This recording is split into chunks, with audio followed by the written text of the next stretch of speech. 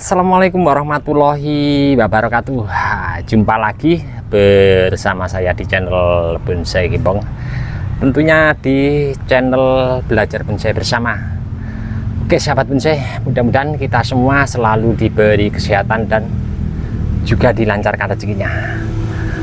Pada kesempatan kali ini saya mau berbagi trik untuk teman-teman. Mudah-mudahan ini nanti sedikit bermanfaat untuk teman-teman semua. Sebelum dan sesudahnya saya sampaikan di depannya untuk teman-teman yang selalu menyimak mensupport di video saya sebelumnya, saya ucapkan banyak terima kasih. Tidak bisa saya sebutkan satu persatu, dan mohon maaf juga untuk teman-teman yang mungkin komen-komen di bawah deskripsi mungkin belum bisa saya tanggapi satu persatu, juga saya mohon maaf yang sebesar-besarnya, mungkin karena waktu juga keadaan. Pada kesempatan kali ini saya mau berbagi untuk teman-teman bagaimana mengatasi program pembesaran pada bahan bonsai sancang, terutama untuk teman-teman yang suka program pecah batang. Mungkin ini berlaku juga untuk jenis bahan bonsai yang lainnya ya. Terbiasa kalau program pecah batang, tentunya teman-teman lebih tahu untuk mempersingkat pembesaran pangkal batang bawah. Tip-trik bagaimana mengatasi atau memanipulasi agar luka bekas pecahan itu tidak nampak terlihat, walaupun luka bekas pecahan itu kambiumnya sudah menutup. Ini dia untuk bahannya yang nanti saya mau ambilkan contoh untuk teman-teman.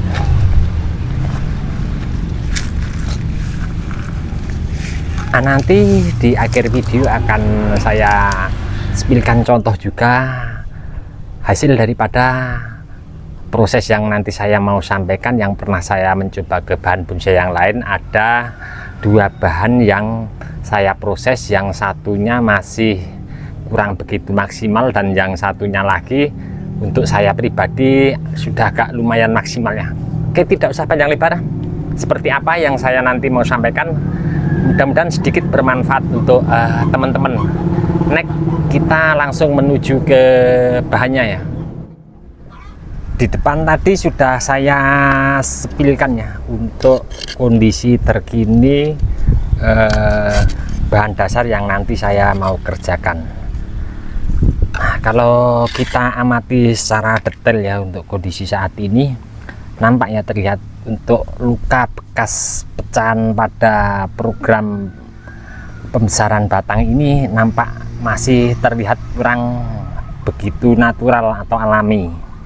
Nanti saya mau melakukan pengerjaan seperti halnya contoh apa yang pernah saya lakukan, dan di akhir video nanti akan saya tampilkan untuk teman-teman hasilnya seperti apa. Sedikit saya sebelum mau mengerjakan, saya mau kilas balik untuk perjalanan bahan bonsai sancang ini dari budidaya cangkok dulu kecil sejari ya. Proses demi proses sudah saya lakukan, mulai dari pengurangan akar, terus cara pecah batang dijamin aman untuk teman-teman yang mungkin baru belajar, atau mungkin yang sudah lama juga terus sering sekali mengalami kegagalan untuk proses pembesaran dengan teknik pecah batang. Untuk kondisi bahan ini sebenarnya dulu tegak lurus ya. Ini saya lakukan reposisi sedikit miring ke sebelah kanan ya, kalau dari hadapan saya. Ini untuk membuat konsep tahap awal. Pernah sering sekali saya update untuk pengerjaan bahan ini. Nanti teman-teman bisa simak videonya, saya lampirkan linknya di bawah deskripsi, atau teman-teman nanti bisa komen-komen di bawah deskripsi. Insya Allah nanti kalau saya cek untuk komen-komen teman-teman akan saya tanggapi satu persatu. Di sini saya juga masih banyak belajar tentunya. Sebenarnya untuk apa yang nanti saya sampaikan, kita memanipulasi atau mengatasi di mana luka bekas pecah ini menjadi karakternya lebih natural. Ini banyak opsi bermanfaat juga untuk dimana membuat karakter batang utama di area seputaran sini sampai di sini lebih maksimal. Banyak fungsinya, tidak hanya untuk memanipulasi bekas luka pecah ya, ini akan membuat karakter tua, pembengkakan juga. Oke, tidak usah panjang lebar, saya mau mencoba untuk kesekian kalinya, dimana saya mau memaksimalkan beberapa luka bekas pecah ini lebih maksimal dan terkesan natural alami. Saya mau mencoba dari sebelah sini ya, area luka bekas pecah ada 2. Nanti untuk keseluruhan pengerjaannya kurang lebihnya tekniknya sama, sederhana. Saya di sini pakai peso cutter ya, yang mudah didapat di toko-toko. Saya juga pakai di sini pahat V sama pahat yang cekung ya. Saya mau langsung mengerjakan secara perlahan.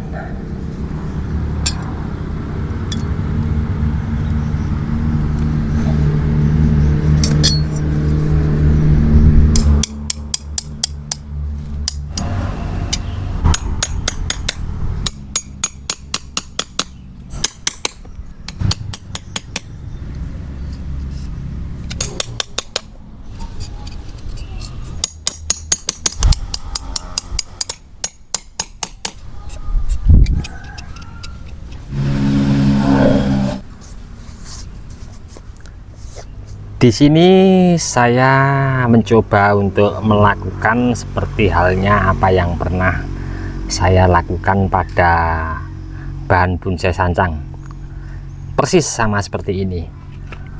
Kalau teman-teman tadi lihat konsepnya untuk pembuatan alur, memang saya arahkan di beberapa tempat di area khusus seperti apa yang saya bahas di depan tadi. Pengen manipulasi dimana luka bekas pecah itu biar nanti ke depan tidak nampak terlihat, biar terkesan natural alami. Ada satu bagian yang tertinggal ya di sini ya. Nah, di sebelah sini masih ada yang tertinggal satu, nanti akan saya tambahkan. Nah, ini untuk pembuatan alurnya memang konsepnya agak sedikit berbeda. Kalau teman-teman bisa perhatikan, saya ambilkan contoh fokus di area sebelah sini ya. Saya ambilkan satu contoh untuk pengerjaannya, kurang lebihnya nanti sama. Di area luka bekas pecah di sini ya. Nah, ini saya pahat dengan mengenai tulangnya di area seputaran paling pinggir di luka bekas pecah di tahap awal. Sama di sini juga. Ini pelukan pembuatan alurnya saya awali pakai pahat V, kemudian ada beberapa juga yang saya ulangi, saya rapikan pakai karter, kemudian saya ulang lagi pakai pahat cembung di area seputaran sini.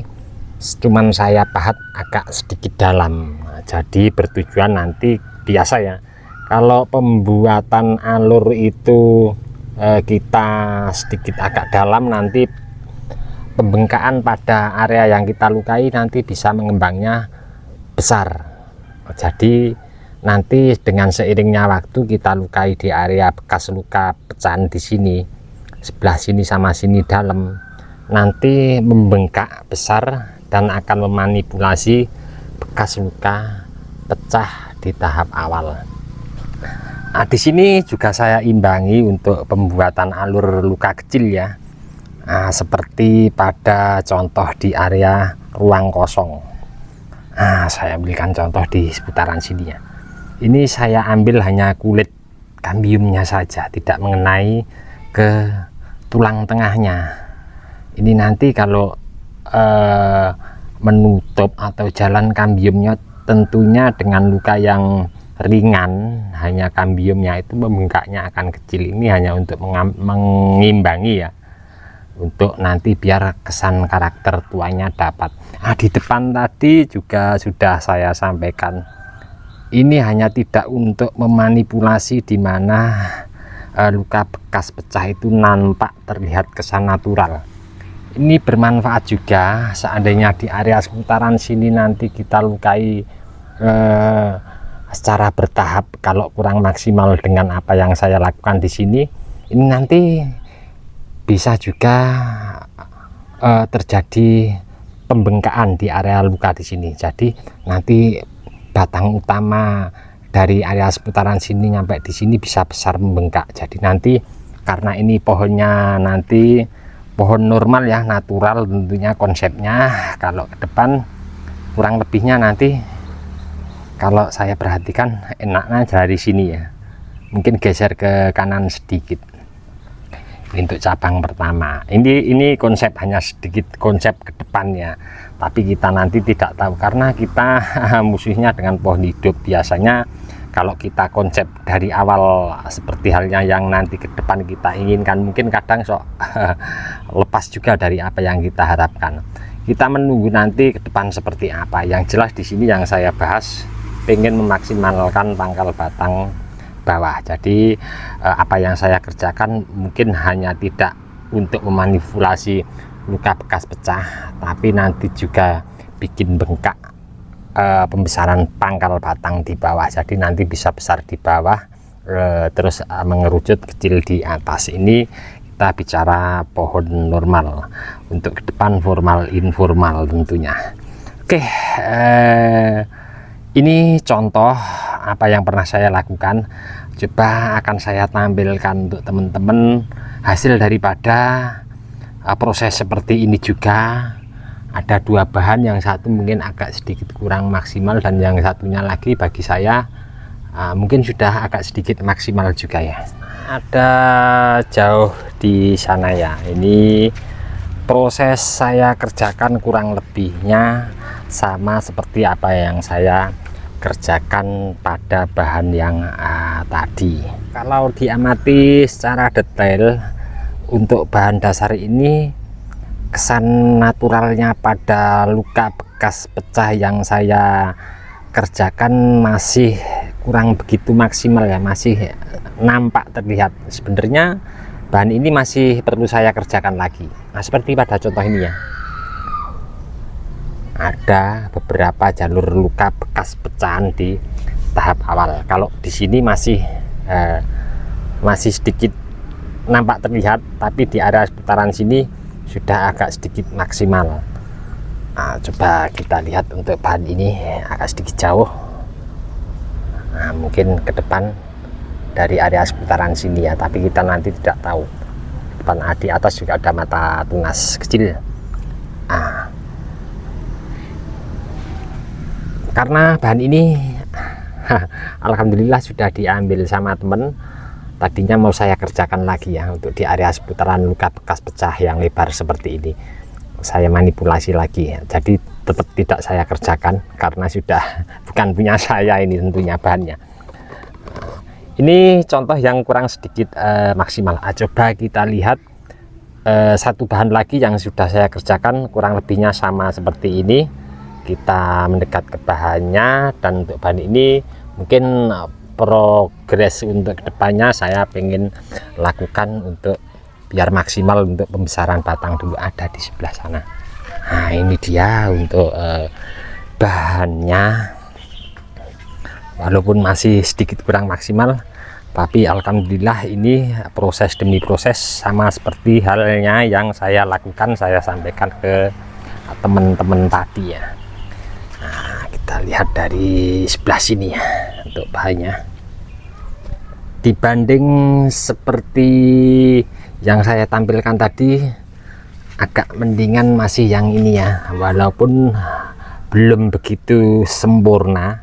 Nah, seperti halnya contoh yang ini, karena ini dulu memang program pecah batangnya ini dulu awalnya sudah sebesar sekian ya, saya pecah tembus ekstrim. Nah, kalau yang sudah agak sedikit nampak terkesan natural di area seputaran sebelah kiri yang tidak salah ya, nah, di sini. Nah, itu di sebelah kiri sedikit nampak sudah agak maksimal ya di area seputaran sini. Nah, ini masih los pucuk, Mungkin kalau pengen maksimal lagi bisa saya kerjakan seperti apa yang saya kerjakan tadi, bisa dilakukan area pelukaan di seputaran sini. Nah, ini memang kalau sore sering buat panjat kucing ya. Biasa kalau kucing sukanya garuk-garuk pohon, malah jadi karakternya kurang lebihnya malah seperti ini. Nah, ini nampak dari sebelah sini ya, tadi ambil videonya dari sebelah sana. Nah, kita lihat ya yang di area, kalau kita tutup di sini ya, sudah sedikit agak maksimal juga untuk luka bekas pecah batang di tahap awalnya. Ini sebenarnya kalau kita bersihkan mungkin sudah agak begitu tidak terlihat. Tadi memang ini nanti rencana biar besar dulu, nanti baru saya proses untuk pengenolan di atas. Kenapa saya suka untuk program akarnya, akar keliling muter, akar dokar? Di beberapa video saya sebelumnya pernah saya bahas untuk program akar-akar dokar, entah bahan bonsai apapun itu, memang saya sengaja untuk mengejar pembengkakan di area pangkal seputaran sini. Kalau akar-akar dominan ini kita biarkan mungkin bisa sepergelangan tangan lebih, berarti di area seputaran nanti, di seputaran sini bisa bengkak. Ke depan kalau pengen natural alami ya kita potong lagi mepet sekiannya. Untuk panjang pendeknya pemotongan sesuai konsep cabang di atas. Nah, ini hanya sedikit gambaran ke depannya. Jadi mungkin ini ke depan untuk bahan ini, mungkin kalau sudah maksimal besar, kalau saya press di area seputaran atas, kemudian tumbuh berapa mata tunas dan kita seleksi ke depan cabang pertama, kedua, atau terusan ke atasnya, atau mungkin bikin natural bagaimana mestinya mengikuti pertumbuhan mata tunas di atas. Nanti pengepresan di atas, panjang pendeknya akar tentunya mengikuti beberapa konsep dari percabangan di atas juga. Nah, itu kurang lebihnya nanti, tapi ini memang saya sengaja biar agak sedikit besar dulu. Itu tadi contoh ya, apa yang pernah saya lakukan sudah saya berbagi, dan contoh hasilnya seperti apa teman-teman bisa nilai sendiri. Setidaknya apa yang saya sampaikan ini tadi mudah-mudahan bermanfaat untuk teman-teman yang suka berbudidaya program bahan bonsai dari nol tentunya. Untuk bahan tadi, untuk pengerjaan di tahap akhir paling nanti saya cuci, saya bersihkan, saya sikat. Nah, setelah kering saya pemberian salep kambium ya. Dan hati-hati untuk teman-teman, nanti setelah pemberian salep kambium di area seputaran pangkal batang dikasih pengamannya, bisa pakai bekas plastik polybag atau pecahan genteng, dimana menjaga nanti kalau hujan turun atau pas penyiraman, percikan tanah tidak mengenai luka baru bekas kita melakukan proses. Oke, cukup sekian dulu dari saya di channel Bonsai Gembong. Mudah-mudahan apa yang saya sampaikan ini tadi bermanfaat. Mungkin ada penyampaian atau salah kata yang kurang pas, saya mohon maaf. Mudah-mudahan di video saya sebelumnya selalu memberi informasi, motivasi, semangat untuk teman-teman terus berkarya dan berbudidaya. Dari saya di channel Bonsai Gembong cukup sekian dulu. Salam satu hobi, salam budidaya. Assalamualaikum warahmatullahi wabarakatuh.